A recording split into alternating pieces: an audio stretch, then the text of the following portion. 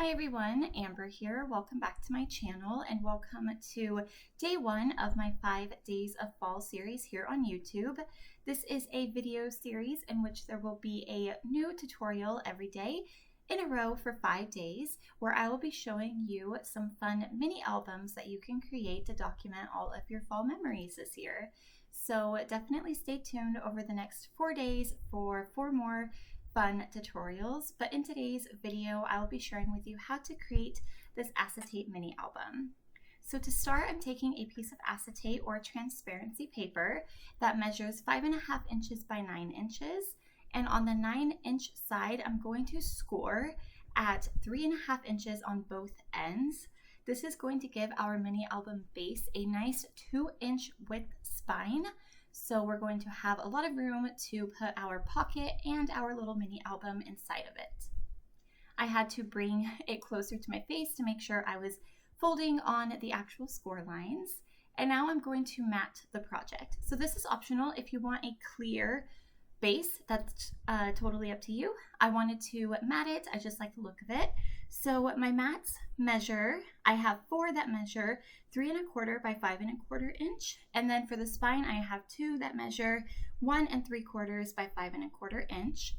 As usual, all of the measurements for this project can be found down below in the description box, and I am just using double-sided tape to adhere my mats to the acetate. This holds really well. Sometimes acetate can be a bit problematic when you are trying to adhere stuff to it.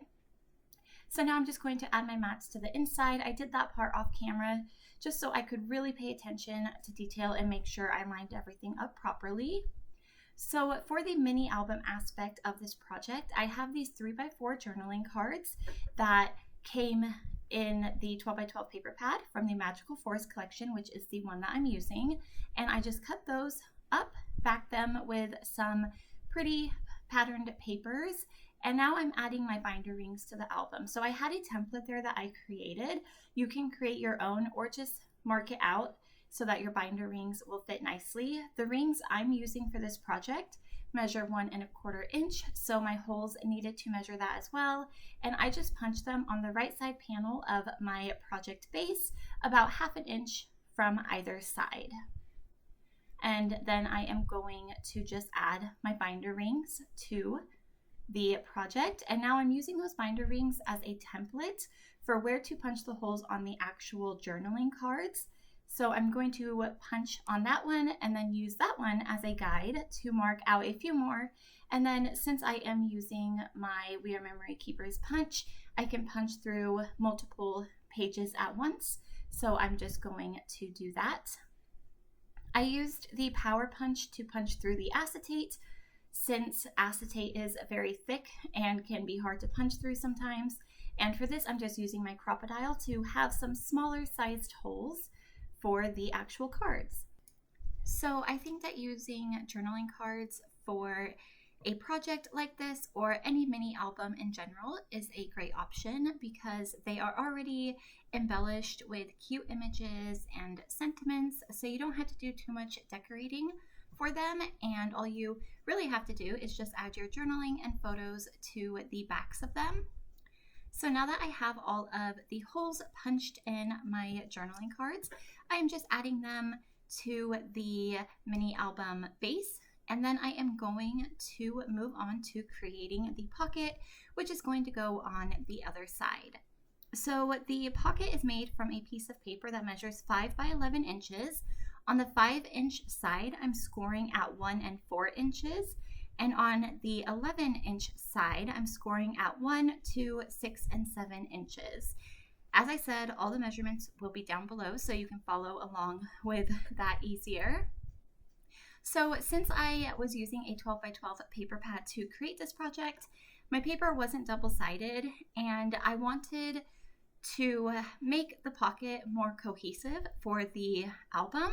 So I didn't want it to just be white inside. I wanted it to kind of tie everything together.